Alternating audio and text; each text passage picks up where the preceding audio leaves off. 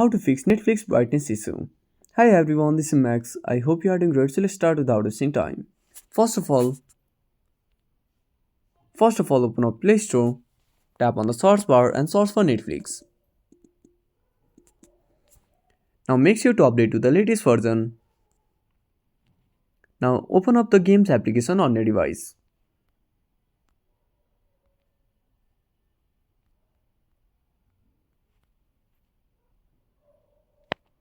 Now at the top right corner, tap on the three dots and click on settings.